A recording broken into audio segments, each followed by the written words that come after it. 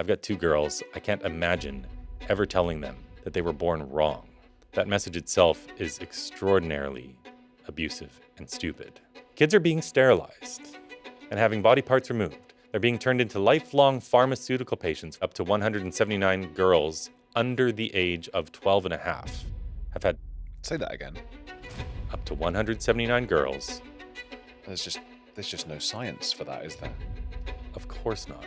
Trans is not the same as gay, and the left has been very successful in conflating these two things. They call it the LGBTQ2SIA+ community. Those are just a bunch of letters. It's not a community. Ask them questions. Ask them to define these terms. Because no one can. Parents are losing their children to the states because they won't affirm a delusion that their child was born in the wrong body. With your own kids, have you experienced schools trying to pass that stuff on to them? I spoke with the principal for 45 minutes, and he was a problem. Is that your name, Billboard Chris? Obviously it's not, but that's sort of become your thing, hasn't it? Yeah, my parents had a lot of foresight when they named me. I like that. No, my name's Chris Elston, but yeah, I started off this campaign with an actual billboard and then one in Vancouver that said, "I love J.K. Rowling." They took it down. I was following the lead of Kelly J. Keane in England, who put up a sign at the Edinburgh train station that said, "I love J.K. Rowling." They took it down after one day because some people on Twitter complained that it was hate speech. And I was reading Harry Potter at the time with my little one every night at bedtime. She was 8 at the time, or actually 7 back then. And I'd been learning all about this business of puberty blockers, cross-sex hormones, childhood sex changes. I couldn't believe what was happening to kids. And I couldn't believe we weren't allowed to talk about it. And we couldn't even say we love the world's greatest children's authors. So I put up a big billboard in Vancouver that said the same thing. It also lasted just a day. Vancouver politicians said it was hate speech. I then put up a whole bunch more throughout the US. Just saying, "I love J.K. Rowling." That's right. Who is the world's most beloved author, children's author, and who also is a really progressive, liberal. She made Dumbledore gay. She said afterwards. She's done a lot for women's rights. She's given. I think I've heard something that she was the only billionaire who was no longer a billionaire because of the amount of money she's given to charities and things like that. That's right. She had donated herself out of the billionaire class. I think she's probably back in there. Because if you walk into any bookstore these days, they've tried to cancel her, but Harry Potter's bigger than ever. Mm-hmm. But yeah, I just wanted to start conversations. And so the billboard was a means of starting conversations. Not everyone understood what that meant. Why would someone put up an "I love J.K. Rowling" billboard? But then they look it up and they figure it out. But anyway, that was all in September 2020. And then starting in October, I'm just a normal guy from Canada, from the West Coast, Vancouver suburbs. And I had embarked on a long mission to help put an end to this child abuse. And my philosophy is we do this one conversation at a time by educating people. And ideally, we kick this old school and we talk to people face to face. So they took down my billboard, but they can't take one off my back. So I know I look very ridiculous, probably. Normally, people wearing signs are out there preaching about the end of the world or something. But I had some signs made. The first one said, "I love J.K. Rowling and gender ideology does not belong in schools." Today, my main sign that I normally wear is "Children cannot consent to puberty blockers." And I just go outside. I go to downtown Vancouver. I started traveling across Canada. The borders were closed at the time because of COVID. When the borders opened up in November of 2021, I started traveling into the States. And now I'm making my way all around the world. And I've had tens of thousands of conversations about this, and I record them, I post them on social media, so it helps to educate people. And it's been incredibly successful. We have now 25 states in the US that have passed legislation to stop this. Other countries are putting an end to it. That's all not me, of course, it's many people. But part of what I'm doing is trying to activate others to speak about this too. And I just keep making friends, and I just take it one day at a time. What would you say to people who say, look, 40 years ago, people were saying this stuff about gay people. They were saying, "Oh, keep it out of our schools. It's a social contagion. This is a terrible thing." What would you say to those people? So trans is not the same as gay. And the left has been very successful in conflating these two things. They call it the LGBTQ2SIA+ community. Those are just a bunch of letters. It's not a community. You don't have gay men really hanging out with lesbians. Transgenderism is about a denial of reality. It's got nothing to do with being gay. But the one connection there is is that many of these kids who experience distress with their sex, distress about their gender, I don't like that word, I don't use it, but historically, kids with gender dysphoria, a majority of them grew up to be gay. I talked to a woman on the streets of Lisbon just 2 days ago. When her boy was 3 years old, he wanted to wear dresses, he wanted to be a girl. He was a very effeminate boy growing up. He preferred to bake cookies than play sports with the boys. And he grew up, and he's now a healthy gay man. If he was growing up today, for sure, he'd be told he was trans, and he'd be indoctrinated to believe that he was born in the wrong body, which is an extraordinarily abusive thing to tell a child. I've got 2 girls. I can't imagine ever telling them that they were born wrong.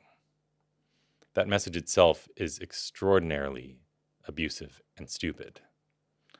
But then to medicalize them, to stop their puberty from happening, to stop their natural development, to give them the opposite sex hormones, which are causing a host of problems, to cut off body parts of kids. This is what's happening. In the US, we know from insurance data that up to 179 girls under the age of 12 and a half have had double mastectomies. Say that again. Up to 179 girls under 12 and a half have had double mastectomies. We're talking about 12-year-old girls getting their breasts cut off when they've hardly formed because they've been taught that they're boys on the inside. There's just no science for that, is there? Of course not. This isn't just the US. Now, they're the worst when it comes to surgeries, for sure. But I live in British Columbia, Canada, and a nurse who used to work for Trans Health BC wrote a couple months ago that a 12-year-old girl there had had a double mastectomy. I was just in Switzerland. I spoke at the UN in Geneva a few days ago. And I met with a father who has lost his daughter to the state. They can't go public with their identities. But I also met with a parent group there, and at least 10 girls, even in Switzerland, under the age of 14, have had double mastectomies. So then at each age, 13, 14, 15, 16, the numbers get bigger. And then there's tons happening to 18 and 19-year-olds too. And are they adults? Yes. Do they have the legal right to make decisions on their own? Yes. But doctors should not be just order takers. They're not working in a McDonald's drive-thru where someone comes through and says, give me a Big Mac and here you go. Mm-hmm. If a girl comes in and says, give me a double mastectomy, they shouldn't just be saying, here you go. They should be screening for trauma and abuse and other mental health comorbidities, because in every one of these cases, there are other issues going on. Anxiety, depression, eating disorders, bipolar disorder, borderline personality disorder, abusive parents, sexual abuse is very common. The former president of the American College of Pediatricians says he estimates about 60% of these kids have had sexual abuse. And autism is the number one commonality. The Tavistock in the UK, which has now been shut down, published their own statistics. Out of a sample of 1,069 kids, 35% had moderate to severe autism. Some of these kids are nonverbal. Wow. And they're transitioning them. That's insane. It's totally insane. Earlier this year, I know you spoke with Mia Hughes recently. She's a friend of mine from Canada. She published the WPATH files with Michael Schellenberger.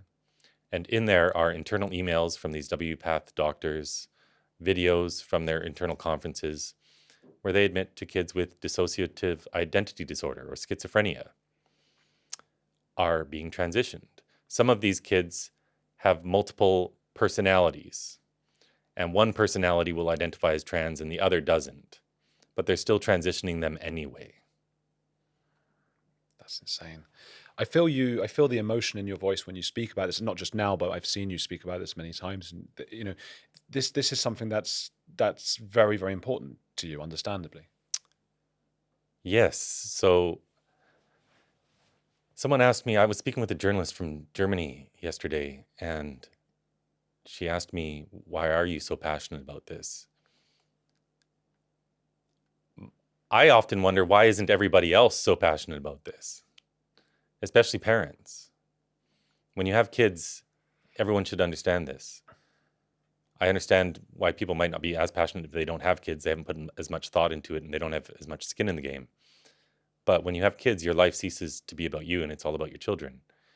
And I cannot imagine if my girls came home or they'd been down some rabbit hole on the internet, which is happening in virtually all of these cases.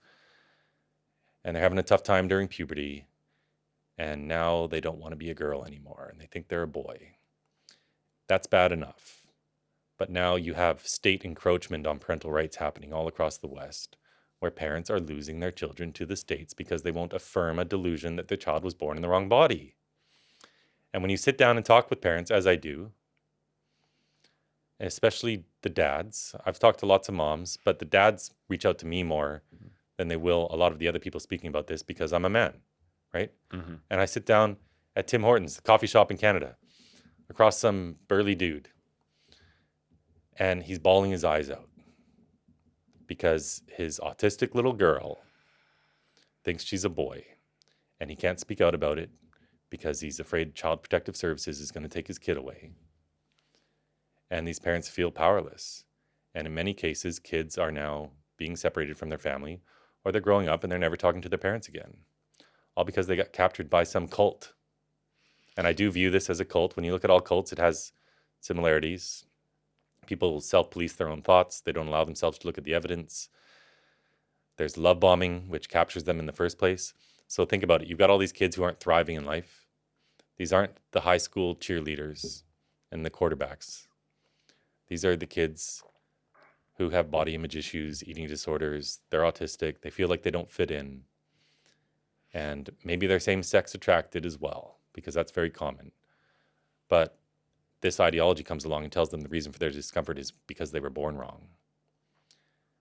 And then they get love bombed by this new community, whereas previously they didn't have a lot of friends. Now they'll write on social media, because all these kids are on social media, that they've just come out as trans. Boom, 10,000 likes. All these endorphins. Mm-hmm. And it feels good because they're getting some love for the first time, some fake love. And I say it's fake love because the moment they leave this cult, all of their friends attack them and say they weren't ever really truly trans. Because these people don't want these children to be their true selves.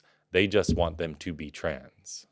That's interesting, yeah, which I suppose is the same in all the cults. I suppose there's also an element of the further you go with the surgeries, it's almost like you're going up the, I had a channel about Scientology, and, it's like you're going up the OT levels. You're operating Thetan level. You're at 1, then you're at 2, and eventually you get to sort of Tom Cruise level where you've completely transitioned and you're at the top of the game. Yeah, there's a ton of similarities to that. Similar to Scientology. Scientology practices disconnection. These kids are encouraged to do the same. You've got your glitter family now. You don't need your real family. We'll be your family. Jehovah's Witnesses, it's the same thing. Unless you buy into it all completely, they practice what's called shunning. And people are losing their mothers, daughters, sisters, brothers. So, and the abuse that goes on within those cults as well. Jehovah's Witness is famous for the two witness rule, that it didn't happen unless there were 2 witnesses there.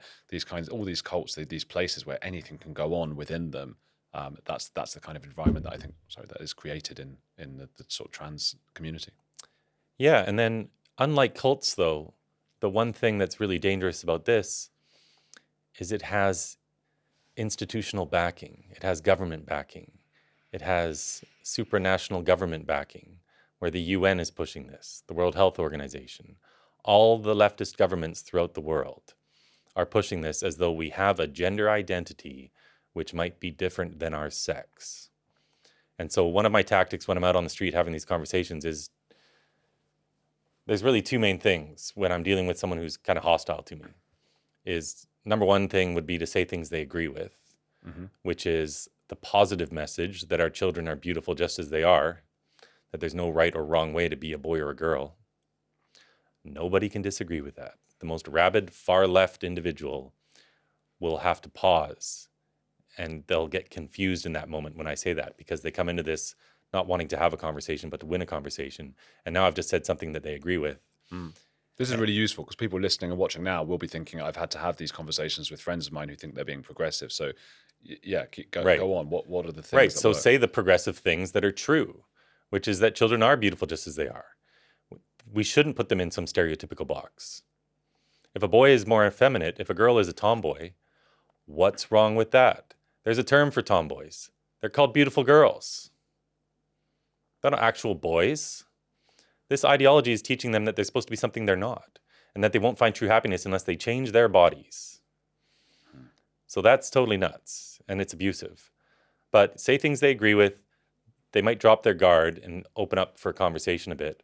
But ask them questions. Ask them to define these terms, because no one can. I have asked thousands of times, what does it mean for a girl to be a boy? Nobody can tell me, because of course they can't be. But a typical response I might get, like a woman on the boardwalk in New Jersey last year told me, well, you know, girls like pink and long hair and nail polish. These are girly things. I said, okay, so if a boy likes nail polish, does that make him a girl? And they know how ridiculous that is, of course. And old-fashioned. And old-fashioned, yes. But when you get right down to this, all it comes down to is stereotypes and roles. And if you ask them what a gender identity is, nobody can tell you. Kids are being sterilized and having body parts removed. They're being turned into lifelong pharmaceutical patients, forever dependent on some exterior source of estrogen or testosterone. Teenage girls are being sent into menopause with 100 side effects of its own. They're cutting out their womb because after 4 or 5 years on testosterone, they have to get a hysterectomy. Sometimes they're doing an oophorectomy as well, where they cut out their ovaries because testosterone causes vaginal and uterine atrophy. So these surgeries become necessary. But they're doing all this, and they can't even define what a gender identity is. The most used resource in the world, really there's 2 of them. The Gingerbread person, which is this picture of a gingerbread man, but you can't give it a gendered name, of course, so it's the Gingerbread person. And it defines your gender identity as being based on your personality, your job, your hobbies, your likes and dislikes. Good job. Roles in society. Oh my God. And expectations upon you. It's so funny how much that aligns with some of the more traditional right-wing guests I've had on who have spoken sometimes about a woman's role being different to a man's and things I disagree with, and that they see this as progressive though somehow on the trans side. Right, and they've been duped. They've all been deceived. But these are just stereotypes, and this resource, this cutesy little picture of a gingerbread man, is used in children's hospitals all around the world to educate the staff, to educate the parents, to educate the kids about gender identity. And then the other resource is called the gender unicorn. Mm-hmm. Another cartoonish image of a unicorn. Of course, they use these images because kids love them. They love unicorns and rainbows, right? And when I was speaking with his father in Geneva the other day, when his daughter decided she was a boy and she was indoctrinated through one of the government schools there, at the hospital, at the children's hospital, they used the gender unicorn to explain what gender identity is. These are resources designed for 5-year-olds. But this is the depth of the science behind this. So when I first got into this battle, which it is, this is a war on our kids, I felt like I didn't understand enough about gender, and I wanted to do a lot of research. Well, the more you read, the more you realize there is absolutely nothing to this, and the entirety of this ideology is based on lies. Nothing but lies. This is a pure fabrication and invention of man, but it's really taken off because they've combined the T with the LGB. And nobody wants to speak out against it because then you're labeled a bigot. And in these leftist political parties, now politicians are a different animal than the people they represent. But in these political parties, unless you're pushing this, you have no chance of ever running for these parties. They won't allow you because the far left have hijacked the entire left. Unless you maintain the most radical positions, you have no chance in politics. So then you end up with all these activists in politics pushing this dangerous ideology on our population. This did not grow organically at all. The whole movement is inorganic. And we've had this perfect storm of gay rights being won around 2010, 2015, all around the West. So then what happens to all these NGOs, all these nonprofits? They don't close their doors. They don't say, congrats, everybody. Yeah, we achieved our objective. They have to keep everyone employed. They got to keep donations flowing. So the new objective became trans rights. and they've taken what is a mental illness and turned it into a civil rights movement. Man, it's so difficult. You've got these people who work for diversity organizations or trans or gay rights one, those kinds of things. And as you say, what do you do next once you've achieved parity or something at least close to parity? I mean, not just financially, firstly, you got to work, or what's the next thing we can find, but also a sense of purpose. I've had these debates with people who have did so much good before, and then it's like, okay, we've got gay marriage, we've got to keep pushing and keep going further. And now we're at the point where, one thing we've not yet touched on is the eradication of the rights of women and their spaces. That's right. So gender ideology theorizes that your gender is just a feeling. Ultimately, that's all it comes down to. And I have this expression, there are two sexes, there are zero genders, and there are infinite personalities. Yeah. Because that just sums us all up. And we used gender as a synonym for sex for a long time. A more polite word, perhaps. Yeah. But the left has taken this word and they intend for it to mean something entirely different, which is just a feeling based on roles and stereotypes. This man on the street in Lisbon, a psychologist, came and spoke with me and Peter Boghossian and Colin Wright the other day. Mm-hmm. And he admitted towards the end of the conversation that the whole thing was just based on roles. But your role does not determine what sex you are. Embracing feminine roles does not make you a female. These are just stereotypes. And now, of course, in the world, if any man can just say he's a woman, well, guess what? There are mentally ill men in the world. There are some bad dudes in the world. And when you open up women as a sex class to anyone who wants to say they're a woman, of course people are going to abuse it. I'm from British Columbia, and a man there named Adam Lebukin, and I'm sorry if this gets very graphic, but this guy raped a 3-month-old baby boy. He drowned a toddler. The same one? No, 2 different kids. Oh my God.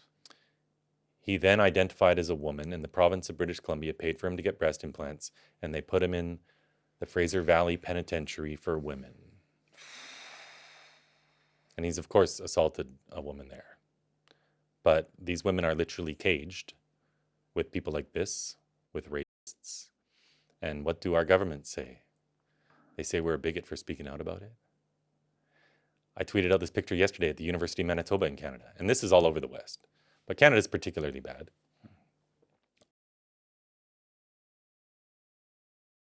It says, trust people to know what bathroom is best for them. Yeah, I'm not going to trust people. Am I going to trust some dude following my 12-year-old daughter into the washroom? Forget about it. What advice is that? What kind of man does that? Knowing these guys know they're going to make the women feel uncomfortable, and they do it anyway. And look what's happened to sports. People said, oh, there aren't going to be enough athletes that really harm women's sports. A very mediocre male takes gold medal from women. Leah Thomas was 450th, I think, in the men's division, first in the women's division. They're also taking scholarships. They're also hurting women. And so, yes. That's a good point you make, because a lot of people who are not, it's usually people who don't do much sports who say, oh, what does it really matter? But the scholarships are often the prizes for these things at universities. It can change someone's life. And the likes of Leah Thomas are taking those opportunities away from women. That's right. And also, if a woman refuses to compete because she doesn't want to compete against a man on principle, as she should, well, then she can also lose out.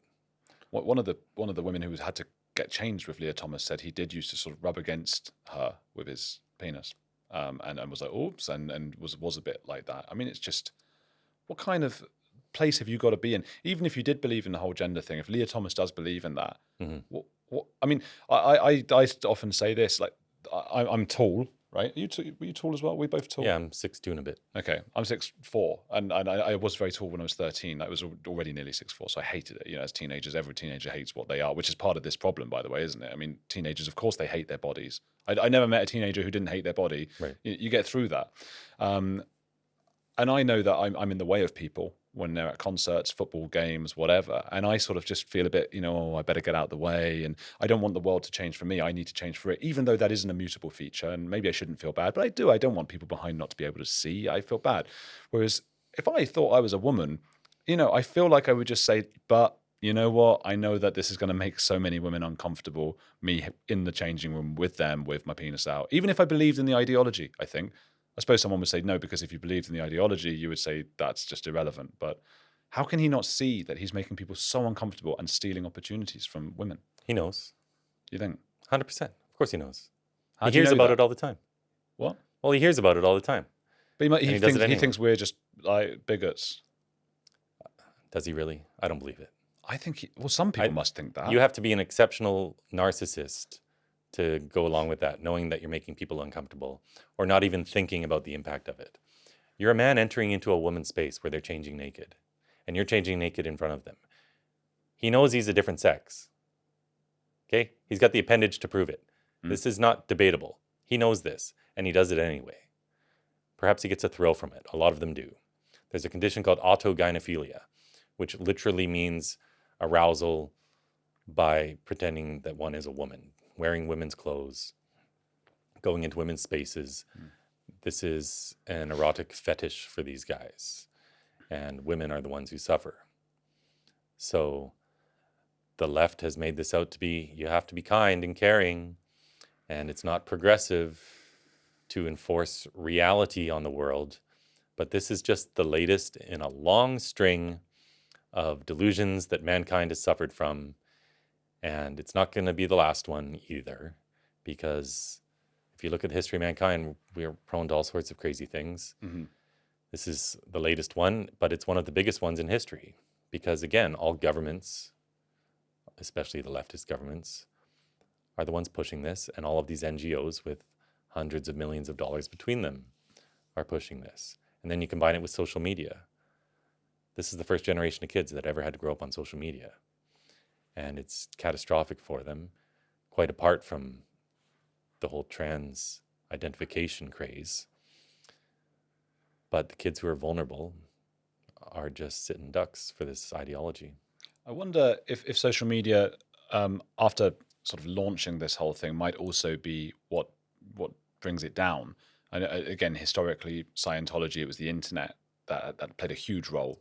WikiLeaks and Anonymous and South Park, the access to all of these kinds of things. So maybe once we've hit the top of that wave, and it will start to come crashing down, and social media will be that vehicle. Yeah, the internet was certainly the death of Scientology, because previous to that, nobody could find out the truth about it. If you tried to go to a library anywhere in the world, you couldn't even find a book, because they would have their staff go into the libraries, sign out the critical books, and never return them. There's a woman named Paulette Cooper who wrote a book called The Scandal of Scientology. You could never get it from a library because they signed them all out and destroyed them. But with the internet, you can't do that censorship anymore. Now, I am seeing a trend. There's a huge split between the sexes on this issue. Young guys, boys in high school, they are not okay with gender ideology. They hate it. When they see me on the street, they all love me. Almost every single one of them. They're giving me high fives. I get nothing but support. Even in the beginning, when I started this campaign in 2020, people didn't know what was happening. They had no idea what puberty blockers were. They'd never heard of them. So a lot of people looked at me like I was crazy, and maybe I am a little bit crazy. You probably have to be a little bit crazy to do what I do. But they were just confused. And as soon as I have a conversation, and it takes 20 seconds with any average normal person, these are drugs being given to kids which stop their bodies from developing. Stops them from going into puberty, because these kids believe they're the opposite sex. Most people, their jaws hit the floor. They can't believe it's happening. And then you get into the other stuff, the cross-sex hormones and the surgeries. And for a long time, people didn't believe it was happening because it sounds so extreme. And I don't blame them for not believing me. But we have all the evidence in the world now to support it. And there's been a mass awakening. So with the kids, the younger generation is changing. I think with the millennials and the early Gen Z, a lot more of them were supporting this. But this latest batch coming out of high school, they're not okay with it. And there's a pushback happening. And so perhaps the next generation of rebellious youth will fix this on their own. There's been a suggestion that women in general are liable to being more compliant, partly through empathy, partly if you look at their biological, evolutionary biology, or just the history of women, whenever they went against a mass delusion or a narrative that was mainstream, they were killed and, you know, told they were witches or whatever it was. And if you have enough generations of that, whenever a woman stands up and says, no, I don't think this is right, they're thrown off a cliff or something. You can see how culturally or maybe biologically over the years, they've now been sort of almost trained and made to not speak out as much. That's a theory I'm going with.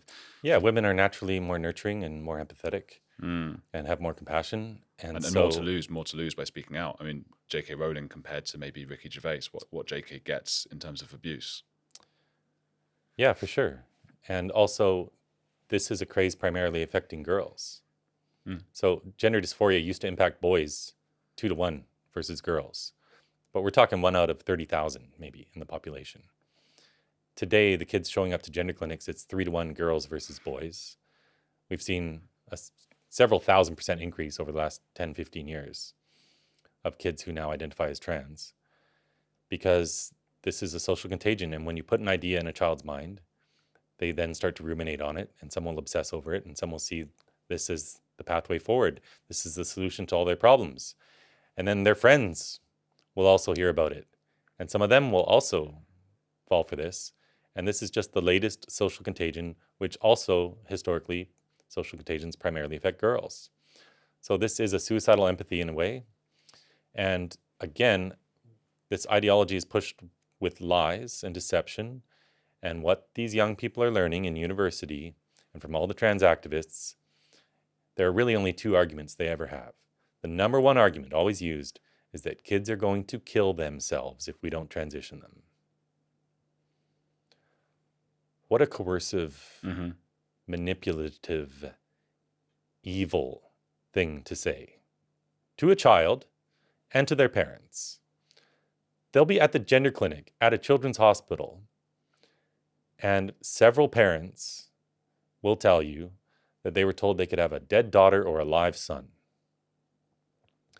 How else do you justify mutilating children and sterilizing kids? Well, there's only one way to justify that. You say they're going to die. And so that's what they've done. And there's no evidence to support it. We now have evidence, of course, telling the exact opposite, which we always knew. But Finland released a study earlier this year where they looked at, I think it was 27 years worth of data from 1990 to 2017, something like that. More than 2,000 kids had gone to the gender clinic in Finland, and they compared it to a control group of 17,000. And the suicide rates were identical. And I think it was only 6 kids at the gender clinic over those 27 years had committed suicide. And it wasn't because of gender. It was because of other mental health problems. And it was about 17 kids in the control group, kids without gender issues. So the actual rate of suicide was still very low. On an annualized basis, I think it was 0.05%. But there's no epidemic of suicides. And then we know from England as well, from the Tavistock, that wasn't happening. Because in December 2020, the High Court ruled that children cannot give informed consent to puberty blockers. Exactly what my sign says.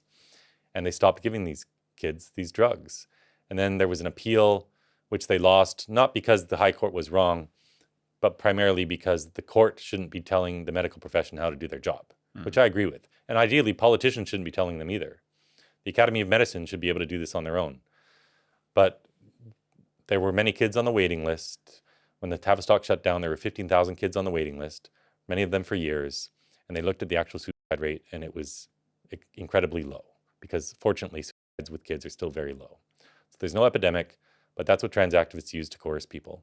And the other thing they'll say is that puberty blockers are reversible. Time is not reversible. If a child goes on puberty blockers for 3 months and comes off, yes, puberty will resume.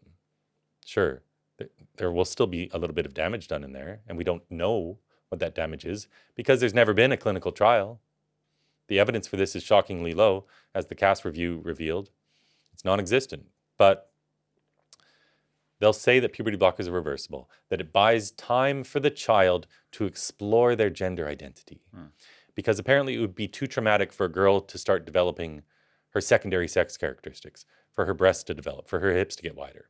It would be too traumatic for a boy to get broader shoulders and a deeper voice and a hairy face. So the idea behind puberty blockers is keep these kids looking neutral so that they can pass better as the opposite sex when they're older. But there was never any data to support this.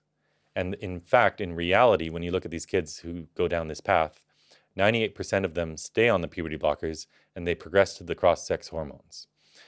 Because that whole thing about buying them time to explore their gender identity, that's a sales pitch. That's all it is. In reality, these kids have bought into this idea that they were born wrong, that they need to become the opposite sex, and the only way they do that is through puberty blockers and the opposite sex hormones, which together are sterilizing kids, causing irreversible harm. And for these 18-year-old boys who were on puberty blockers the whole time, they've now got a micropenis for life. So if puberty blockers are reversible, how come that never gets fixed? Is that right? Do we know that 100% then? So 100%. Because why does that? If the idea is, and obviously I don't know anything about science. If the idea is this is blocking the puberty, then you sort of hit resume, then the puberty should happen and the penis should grow. Yes, but our bodies go through stages and puberty ends around 16, 17, 18. So it doesn't just start later? It doesn't start later. So if you do the puberty blockers till you're 18, you never resume? That window's gone. Oh, I didn't understand that. Yeah. I just thought, okay, you'll go through it at 20 instead of at 12. No, that window's gone. It's over. So all these boys end up with a micropenis for life. So this is why when these boys go on to get surgeries, so, the whole argument, first of all, doesn't work for girls. Because girls, when they go on testosterone when they're 18 or 19, they all tend to pass as males. They look like really small men because they get a beard and they get a deep voice. And with your mind, psychologically, when you see someone with a beard, you just think male. Yeah. But of course, the men have a harder time passing. Yeah. Because they get deeper voices and they're big and, So the whole argument doesn't really make as much sense for girls. Even though the argument is shite to begin with, it doesn't make as much sense for girls. But for the boys, they've got this micropenis. They have this penis the same size as when they were 11 or 12. And now they want to create a vagina. So in these vaginoplasties, or these penile inversion surgeries, they're called, they will castrate the boy. They will invert the penis.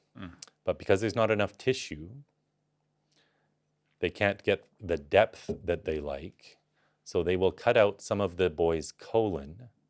Oh my God. Or some of his peritoneum, which is the lining of your abdominal cavity. And they use that to line the inside of this neovagina. And of course, there are many surgical complications.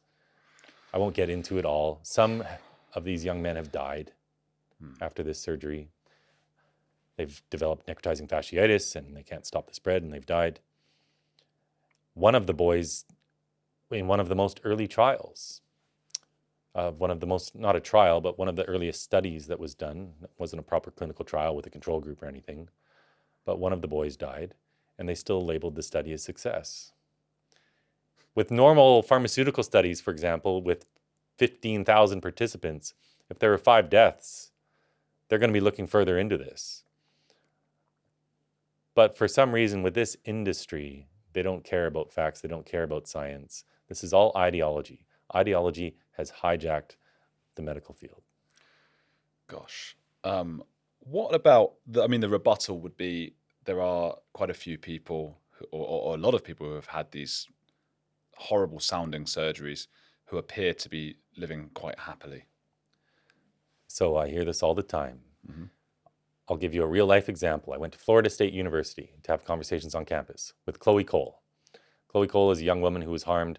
She went on puberty blockers and testosterone at the age of 12 or 13. She had a double mastectomy at 15. She regretted it less than a year later. She's been speaking out all across the US, helping to get legislation passed, etc. But I was there having conversations with her, and this young trans-identified woman, I think, sometimes it's hard to tell, she came up to talk to me, literally shaking. Literally, this happens all the time. People get these adrenaline dumps and they're shaking. Angry. We spoke for 5-10 minutes. Towards the end, she started to cry. But she will swear up and down that she's the happiest she's ever been. Words do not reflect reality when you see these people in real life. They can say they're happier. They'll all tell you, by the way, that if I didn't have puberty blockers, I would have killed myself. But the stats don't show Yet that. the data does not support that. So what people say and what is reflected in reality are two different things. We talked about cults. A lot of the indoctrination with children, of course, that's quite culty, and it makes you think of Maoist communism or whatever. That was always the kids, and the kids would have to go against their parents. There'd be a struggle session, stuff like that. With that stuff, with your own kids, have you experienced schools trying to pass that stuff on to them? So I made a big stink when I started this campaign at my kids' elementary school. I spoke with the principal for 45 minutes right in the beginning of my campaign in the parking lot. Mm-hmm. He'd heard that I'd started this campaign, and he was a problem. So I told him when I was speaking, I said, I've embarked on this campaign, and I might write about our conversation today, just so you know, on social media. And he was a problem. So what did he say? Oh my gosh. So I had gotten into this conversation in our local community's Facebook group where I'd posted some of the materials that were part of the school curriculum, part of the school lesson plans. For example, kindergartners, they might be asked to fill out a little card which says, "Hi, my name's Sheila. Please call me they." And their job is to go around the classroom of kindergartners, introducing themselves with these alternate pronouns. These children were in diapers 2 years ago. They should not be practicing pronouns. This is insane. And of course, if you indoctrinate children, that's the best way to change the culture. And that's what's happening. And I knew the moment they put this in schools, we had a problem. And my light bulb went off in my head, and I knew I had to do something about this. But I posted some of these lesson plans in our local community's Facebook group with thousands of people. Right away, all these activists showed up, including a human rights lawyer. I don't even think she lives in the community. I think she's in all these different groups to silence people. But I said, I'm going to go around the community, and I'm going to drop off some of these actual lesson plans door to door so that parents can know what's going on in their schools. The principal of my kid's school said if I did that, I would make the community feel unsafe. I said, let me get this straight. If I just drop off the lesson plans produced by the government with no commentary, I'm going to make people feel unsafe? Do you hear yourself right now? And he was a problem. And so I went home and I looked up, in Canada and US, we have school boards. Each city has their own school board, 7, 8, 9 members who help determine policy and things like that. And I looked up all of the school trustees in all these cities near me, representing millions of people. I then looked up which ones had Twitter accounts.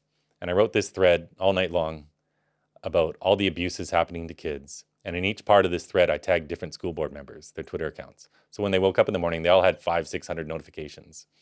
Well, the school district reached out to me to have a meeting. I met with them, and I kid you not, the woman responsible for safe schools in Surrey, British Columbia, she teared up about 3 times during this meeting because she agreed with me. Wow. And the other gentleman, I could also tell he agreed with me. They can't say that, but I can tell talking to them. We had this hour-long meeting. We both recorded it. And they said, look, Chris, there's nothing we can do. You have to talk to the Minister of Education because this all comes from the top down. And there's pretty much nothing they can do. So anyway, the school learned that I'm probably not someone they want to mess with, to be honest with you. Mm-hmm. And so I've essentially gotten to pick my kids' school teachers in elementary school. So not all teachers are pushing this, of course. And my kids' teachers have been great. So I haven't had a problem. And I've had these conversations with my kids at age-appropriate levels over the years. They fully understand what's going on. My eldest, she's 14 now. She's in grade 10. She was showing all her friends at high school my speech at the UN the other day. Huh. And she's been a positive influence for these other kids because in grade 7, her teacher did spend one day talking about the gender unicorn a little bit. Okay. And my daughter spoke up and said, it seems to me this is all about stereotypes. If a girl wants to have short hair, what's wrong with that? She's still a girl. And whereas the kids had all been quiet, because they know instinctively this is wrong, these teachings. As soon as she spoke up, it breathed courage into these other kids who then said, yeah, that's right. And I know another boy in grade 7 in that same school, different teacher, one of these activist teachers pushing this, 3 boys in that grade 7 class made their teacher cry because the boys said that boys have no business playing in girls' sports. And they wouldn't back down on their opinion. And they made this activist teacher cry. How pathetic is that? What's so frustrating is that I'm sure those teachers would have read about the struggle sessions and Mao and the Bolsheviks and all of these kinds of things, and they can't see that they're doing exactly what they may have read about. Yeah, that's right. There are a ton of parallels between this and cults and communism as well. A lot of the people pushing gender ideology will straight up tell you that they're communists. I've had counter protests. Normally, I'm just out there to have conversation. I don't really consider myself a protester. My signs are just a means of stimulating conversation. But I have held some protests. I've had a whole lot of crazy things happen, including getting my arm broken and 35 assaults and being arrested twice after being assaulted. But I had a counter protest of a few hundred people in Toronto, Canada, and they were literally holding up signs with Lenin's picture on them or Karl Marx's picture on them because they're just straight up communists. And before that protest I held in Toronto, the Labour Congress of Canada, representing 100 different labor unions, all got together on a Zoom call that was leaked out, all talking about what are they going to do to derail this protest and these other protests that I'd inspired across Canada. What were all these union members going to do? We're talking about the electrical workers union, the steel workers union, all these unions representing men, 100% of whom support me. But the union heads are all communists. And they're the ones pushing this. All these far left people. Is there any kind of trans person that you would accept? Is there any kind of trans you might have a space to believe in? No, there's no such thing as being transgender. That's just a label. There are people with distress about their sex, and we need to help them. But transgender is just a label. It's curious that they changed the term transsexual to transgender. Much softer, more accepting term. No one wants a transsexual child. But transgender... It's quite hip. It's hip. But it's the same thing. But those are just labels. So my labels for these kids are the traditional ones. They're called boys and girls. And they're beautiful just as they are. Finito. Yeah. And if they want to be gay or anything? If kids are... So I don't call kids gay or straight or anything. Sure. I don't... But when they grow up? If they're gay when they grow up, they're gay. You can define what gay means. It's same-sex attracted. You can put a gay man in an MRI machine and show him gay porn, and the parts of his brain associated with sexual arousal will light up, and they won't for straight porn. This is all measurable and definable. Nobody can define what transgender means. No one can define what gender means. Everyone has a different definition. They can't tell you what a gender identity is. This whole thing is made up. There are 2 sexes, there are 0 genders, and when there's 0 genders, no one can be transgender. And you know what's curious about this? I'll have this conversation on the street, and I'll tell these people who identify as trans that gender doesn't exist, and many of them agree with me. And I'll say then, so if gender doesn't exist, how can you be transgender? What are you trans of? They have no answer. Because again, this is just a cult that doesn't make any sense. Do you find yourself convincing minds on the street? Yeah, all the time. Of course. I mean, truth is convincing. Now, in order to be convinced of something, you have to be open to having a conversation. And again, like with cults, if you're in a cult, someone's in a cult, they're not open to the truth. They will self-police their own thoughts. They put up a wall, and you cannot penetrate that wall. But what you can do is you can say things they agree with. Again, these are the strategies, and you can ask them questions, because you got to get them thinking. The only reason people ever come out of a cult is because they started questioning it themselves. And to be honest with you, all of them already have these thoughts in the back of their head. They just don't allow themselves to explore them. But when you plant those seeds of doubt, if you can just plant doubt about one thing, they'll then question, well, what else did I believe in that's not right? So, for example, the third thing a lot of these activists will bring up is, well, what about intersex people, they say? Well, what about them? This has nothing to do with gender ideology. Intersex is an umbrella term for a variety of disorders of sexual development. So, for example, if someone's going to say, well, what about intersex people? These are a third sex, or there's more than 2 sexes or whatever. Give me an example. Which one of these intersex disorders is a third sex? So let's talk about persistent Mullerian duct syndrome. This is something Eric Weinstein brought up.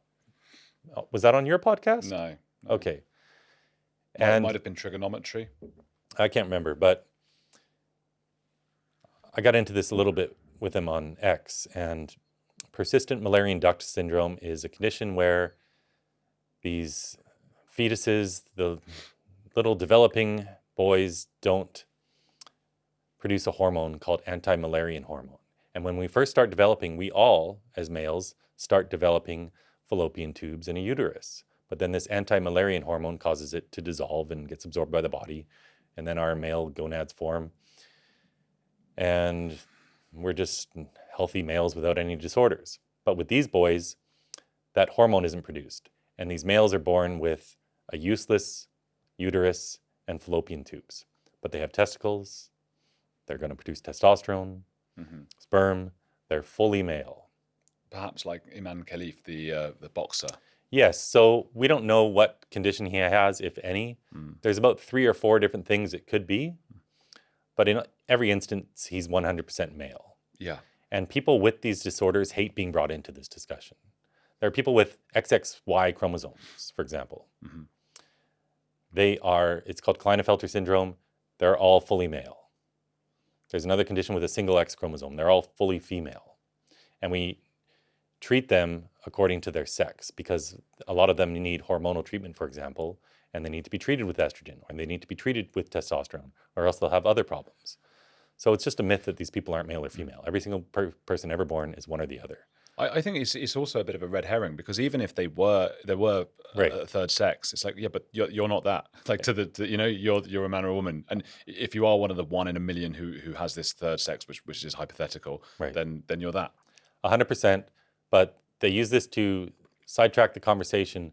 But my point there, what I was trying to get to, and I forgot what I was going to say, is if you introduce one of these conditions, like persistent Mullerian duct syndrome, and explain that this person's fully male, you can Google it, and right away it'll say, yes, they're male.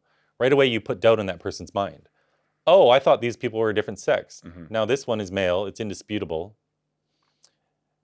What else am I believing that's wrong? Sometimes you come up against just a blockage, though. I mean, I had this conversation. I was at a festival speaking somewhere last week in London, and there was a French woman at dinner afterwards who said she was a philosophy teacher at the Sorbonne, which is obviously very prestigious. So I thought, well, this is interesting. And I think she brought it up. I don't think it was me obsessing, but maybe I did. I don't know. And we talked about Imane Khelif.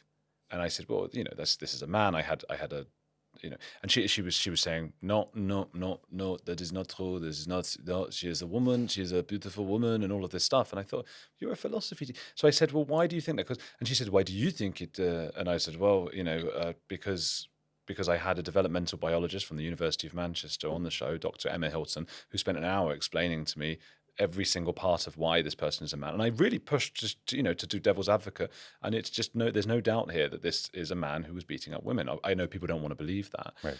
And I said, so, and what about you? And she said, no, because I'm French and this happened in France. And so I know about it. And I said, but that's not evidence. You being French doesn't make Imane Khelif any less of a man. And I thought this was insane, that this was an established, prestigious philosopher from the Sorbonne who still had nothing. I wanted more, and you must have that feeling sometimes. You want a better argument. You want like something. Absolutely. There has to be something. People say to me sometimes, Chris, what's the most intelligent intellectual argument you've ever had for transitioning kids? Well, there isn't one. There's never been one. I would love it, to be honest with you. Please show me how I'm wrong. Yeah. I love being wrong. Some people don't like being wrong. Yeah. I love it. And a mature individual should love to be wrong because that's how we learn. And you shouldn't have that pride. You should be able to humble yourself and admit, yes, I was wrong about this. And that's how you learn. Or if you don't know something, just admit you don't know. But yes, some people absolutely have those blockages and some people just can't be reached. You know what was sad, and I'm sure you've experienced this as well. She started reaching for, oh, you can't just say, you just say as a man because you find different kinds of things disgusting or what. She wanted to portray me as like a bigot who doesn't like differences, and she couldn't have been further wrong. I embrace anything. Be different, do your thing. And I thought, what a low blow that she had to resort to that because she didn't have logic. Yeah, that's the sign of an immature individual, isn't it? I should teach at the Sorbonne. Yeah, you should. Yeah. But I think even COVID showed us how broken so many people are and how easily manipulated that they are. The human mind is very easily manipulated. Yeah. And it doesn't matter how smart someone is. We're all prone to being harmed by propaganda. And in her case, I mean, I'm not surprised. She's probably a leftist. She's female. This preys on her natural compassion and all that. And also, if she were to speak out against this, she's going to lose all of her social status. So she's incentivized to just stick with that belief she has. Yeah, she'll lose all her friends. Yeah. What about, I mean, I saw a Peter Boghossian video with you, and you ended up calling a guy disgusting. Do you remember? There was a guy, he said he didn't I didn't mind call him sports. disgusting. What he was saying was disgusting. I think you called him disgusting. And I don't call people I disgusting. think you said, I think you're disgusting. Well, you were really angry. Maybe we can. I wasn't angry. I remember this. I wasn't angry. Okay. This was at Speaker's Corner in London. Okay. And he was talking about why men should be able to compete against women. Yeah. You were doing the street epistemology thing Yeah. on the floor. That's right. Yeah. And I mean, I'd have to review the clip, but it's absolutely disgusting to be saying that big, strong men should be competing against women and hurting women and taking their spots away. So, yeah, that's disgusting. Is he being disgusting in that moment? Absolutely. It's disgusting to maintain that view. Was it awkward afterwards? No, not at all. I've got one more question for you, but first, Yeah. where can people follow you and see your work? Almost all of my work is on X at Billboard Chris, Instagram as well. And in the future, I will get the other platforms going. I do have YouTube channel and Rumble and TikTok I need to get going. I won't last long. Don't bother with TikTok. It's just a mess there. But yeah, X and Instagram. And I have a website, billboardchris.com. And if people want to support me, that'd be great because I do all this at my own expense traveling around the world. Who's a heretic you admire? Oh, boy. You were supposed to be asked that before, so you could think about it. Well, I'm going to go with the OG on this one, J.K. Rowling. I don't agree with her on everything political, but she is the most high-profile person in the world who took this on when nobody else would. So, huge respect for that. She's the OG. Yeah. Well, people, please go follow Billboard Chris. He's given up his time. It's been great. We'll put the links in the description. Please do go follow him. Hit the like on this video and keep watching this very similar themed video that you might like.